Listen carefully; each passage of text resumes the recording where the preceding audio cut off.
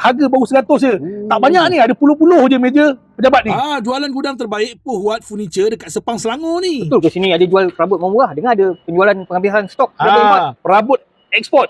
Perabot Kat sini Poh Furniture ke tu, dekat Sepang ni. Kau tengok banyak ni, kita nak clear stok, harga murah-murah je. tunjuk harga yang paling murah luang kat saya. Kau tak percaya Aku ikut aku. Jom. Tengok sendirilah meja pejabat ni, harga dia 100 je tau. Kayu dia berkualiti. Macam-macam bentuk, macam-macam design boleh dapat kat sini. Kau tengok sini berapa banyak stok-stok yang ada ni. Semua nak clear kan. Kau tengok ni, harga dia best-best, barang berkualiti. Ya bang. Cantik kan? Cantik pun cantik. Berpuluh-puluh design yang cantik-cantik kau boleh dapat kat sini dengan harga yang murah. Ni meja belajar ni untuk anak kau orang. Harga dia boleh bincang, tak ada masalah. Kualiti. Kau tak percaya? Kau tengok berat tak berat? Berat.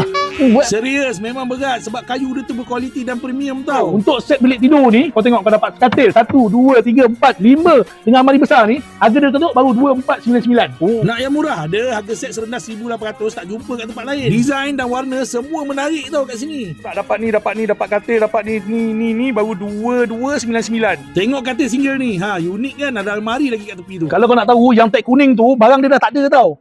Maknanya tinggal satu tu beli habis. Tapi yang putih tu dia masih ada stok tapi tak banyak lah, limited. Memang banyak lagi ni bang. Itulah. Kita nak habiskan.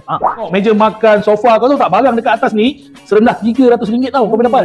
Yalah, saya tengok barang di sini premium, cantik dan berkualiti. Sembang betul Ayan. Banyak perabot-perabot dekat sini direka dan dieksport ke luar negara. Sebab tu lah kau tengok reka cipta perabot-perabot kat sini memang unik-unik. Kepada korang yang tengok video ni memang untung lah korang. Sebab akulah influencer yang pertama bawa kau masuk dalam gudang ni. Jualan penghabisan stok, kalau lambat rugilah. Korang waste je Poh Wat Furniture dekat Sepang Selangor.